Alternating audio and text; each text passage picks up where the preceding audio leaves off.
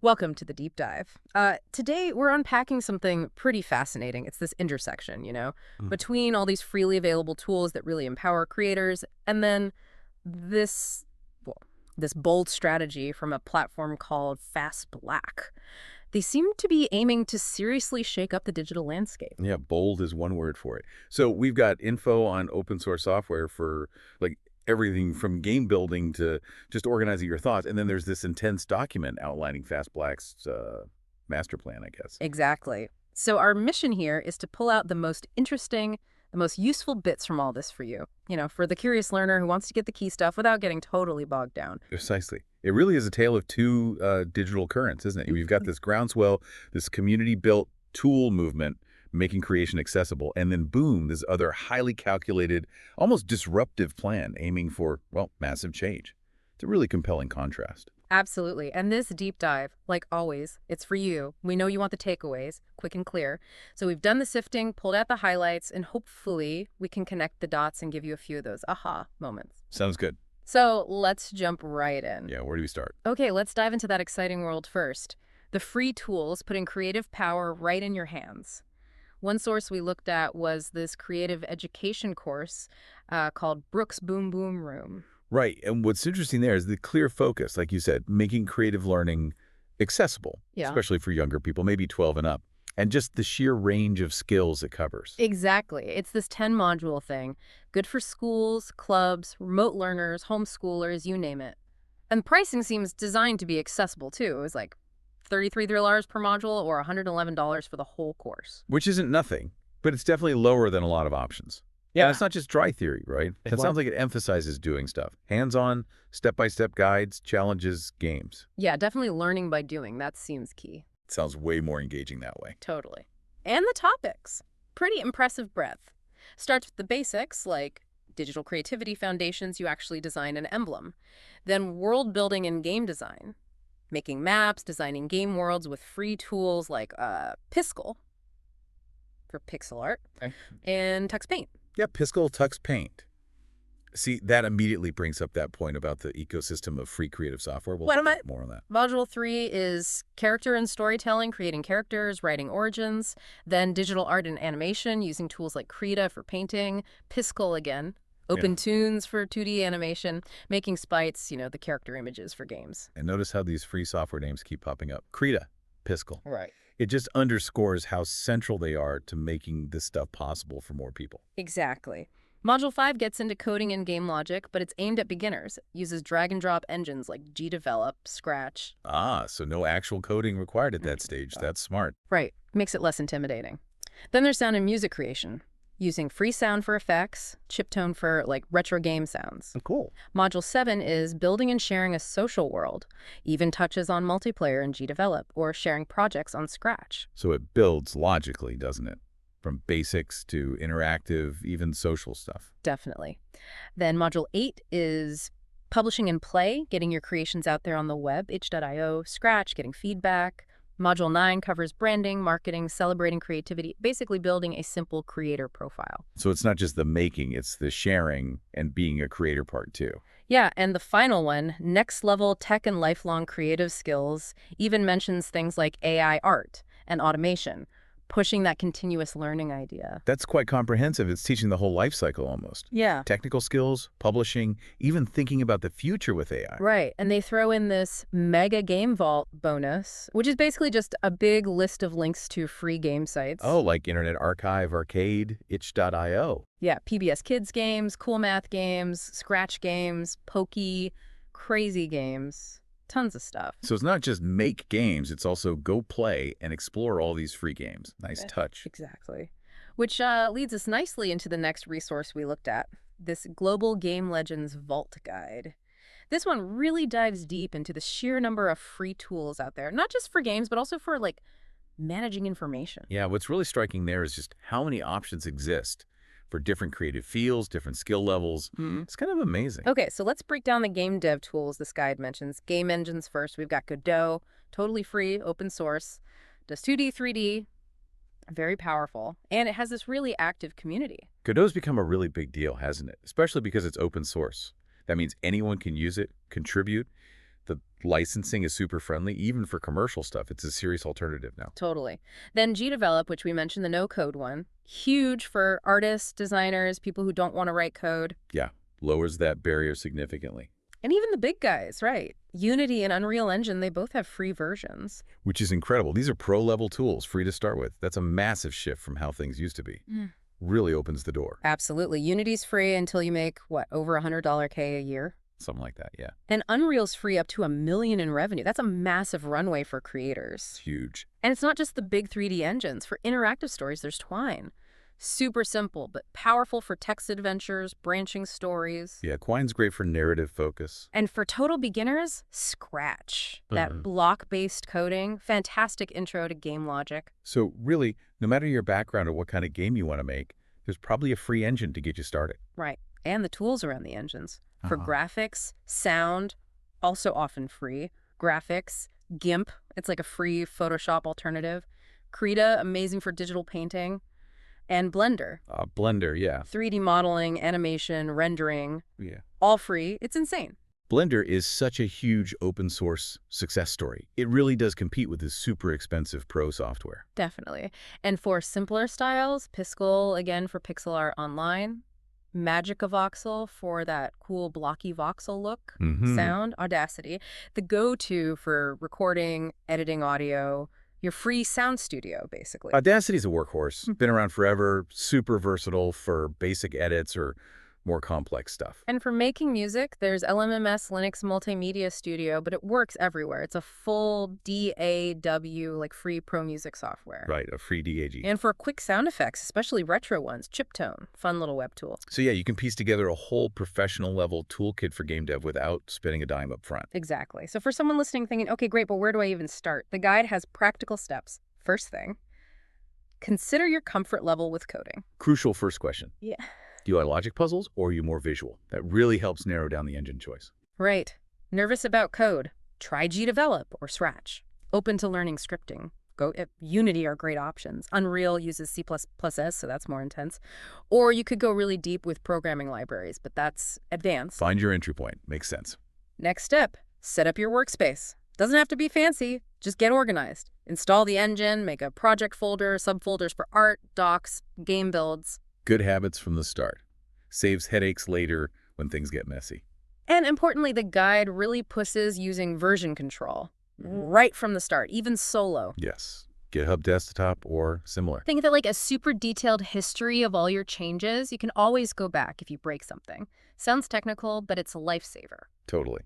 It's like the ultimate undo button for your whole project. Lets you experiment without fear. Invaluable. The guide even gives a good example of a project for learning Godot. Build a basic 2D platformer. You know, like Mario. Classic. Character moves, jumps, simple level, collisions, a win condition. Seems achievable. Yeah, breaking it down helps. A 2D platformer teaches so many core mechanics in a straightforward way. Good starting point. Okay, so you do that first project. How do you keep learning? Well, start with the official tutorials from the engine makers. Always solid. Good base. Then try remaking simple classic games.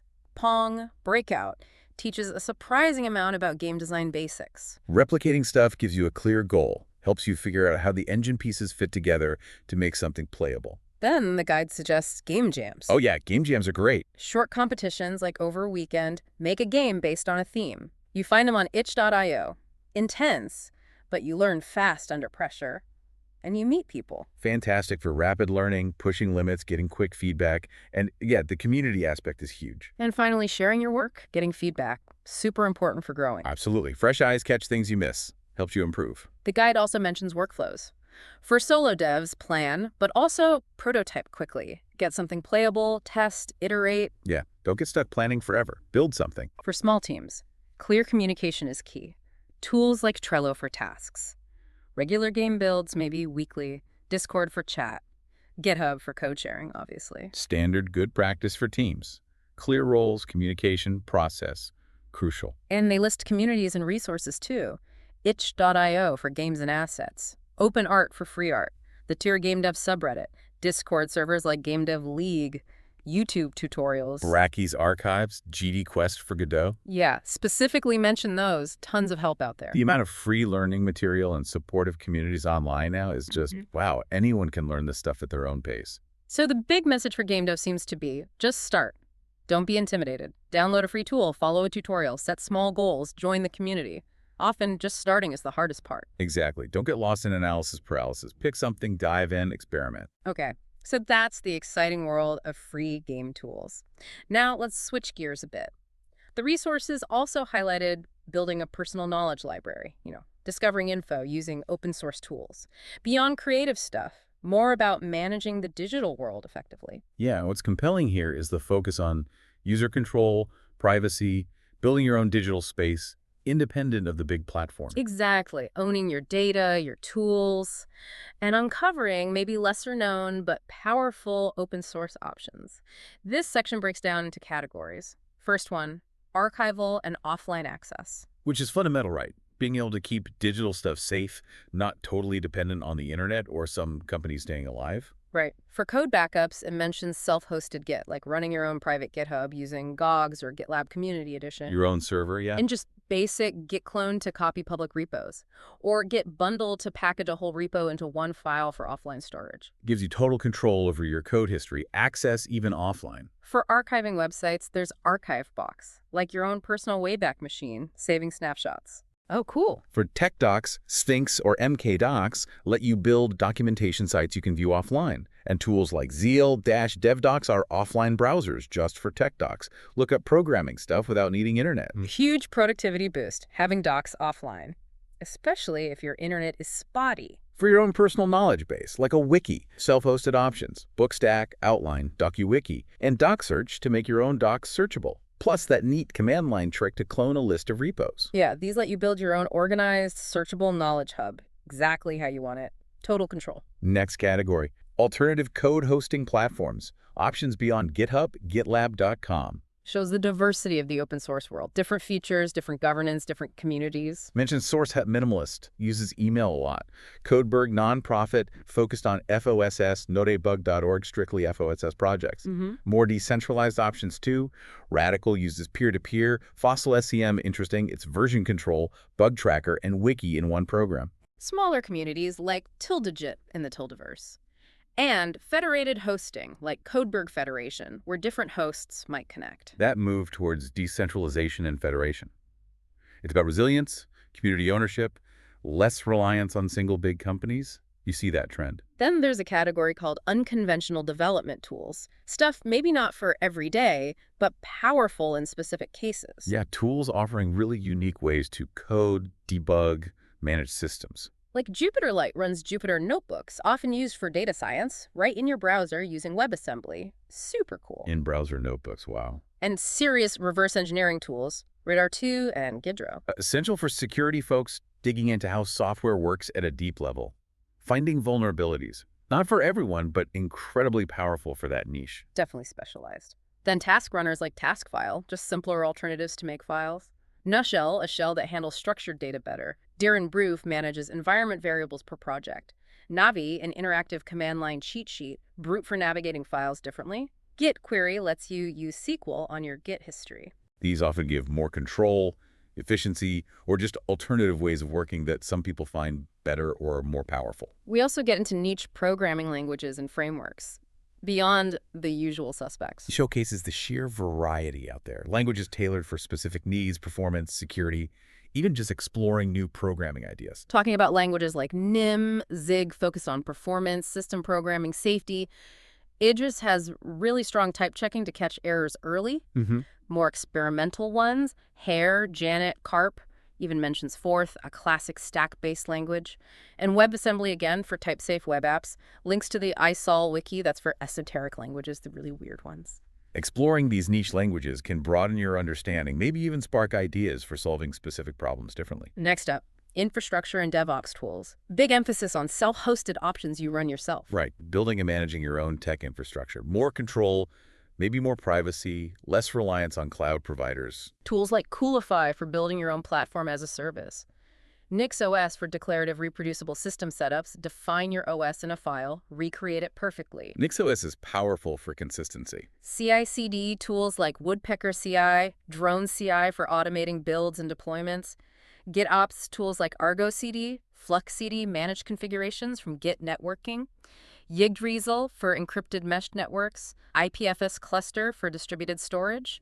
Orchestration, Nomad, console for managing services, and self-hosted package repos like Redaccio, Sonatype Nexus to manage your project libraries. That whole suite lets you build a robust, completely self-managed infrastructure.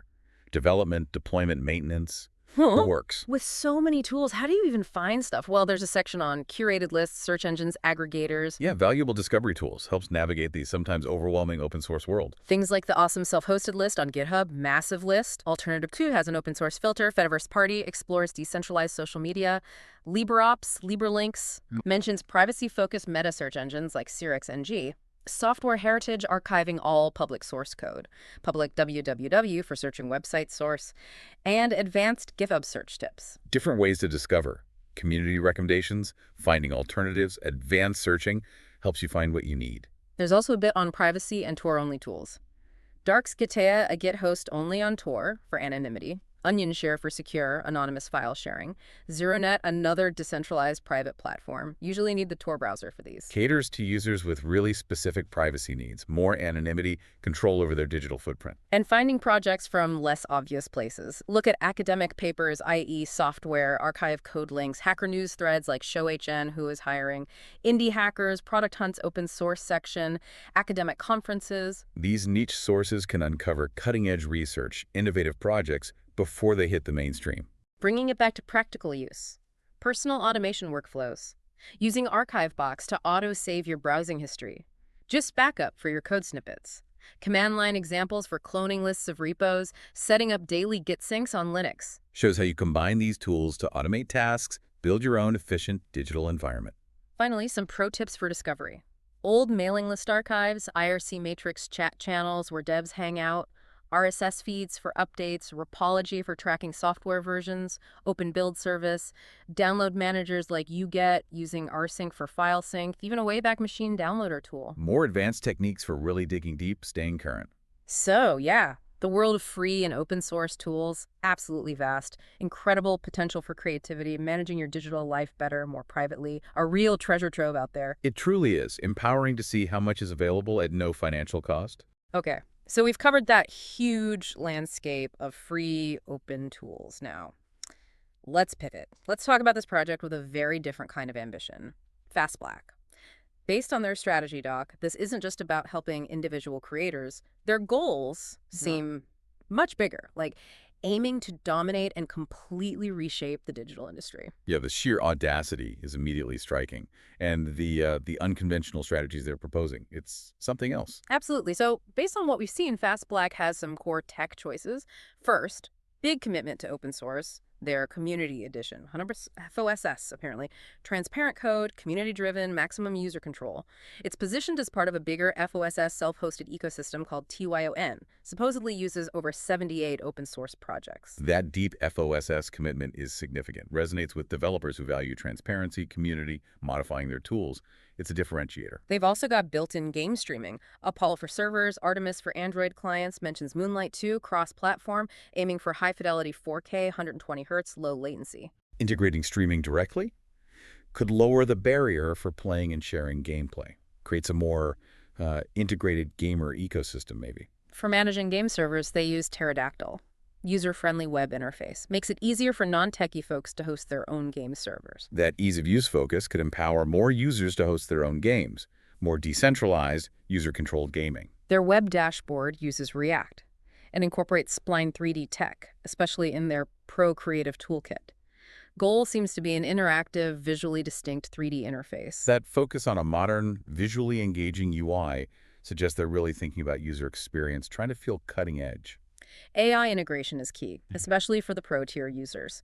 Using a Llama, stable video diffusion for things like AI NPC dialogue, AI-powered dynamic game servers, maybe content generation help, fits their vision. Powered by AI, fueled by creativity. Deep AI integration like that could lead to more dynamic game worlds, maybe streamlined content creation for users. Lots of potential there. Communication.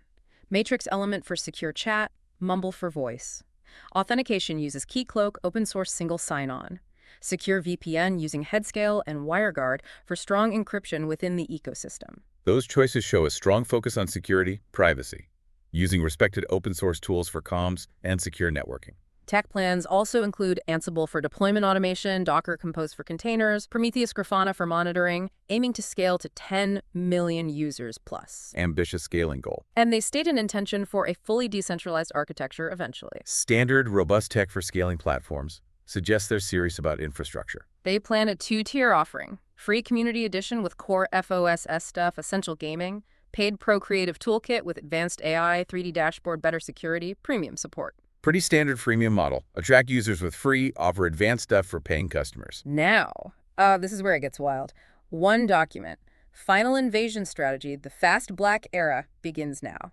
Lays out this incredibly aggressive, unconventional plan for industry dominance. Yeah, the language in that doc, very strong. Yeah. Leaves no doubt they intend to be disruptive. Totally. Key elements: override industry recognition via AI content flooding, search saturation, algorithmic manipulation at scale to force awareness, induce competitor collapse by positioning Fast Black as superior, even a zero social footprint mystique strategy, no traditional social media, rely on digital infiltration, word of mouth, aim for self-sustaining virality. Wow. Goal: force the entire industry to adapt to Fast Black. Lead the movement before competitors even know what hit them. That's unorthodox.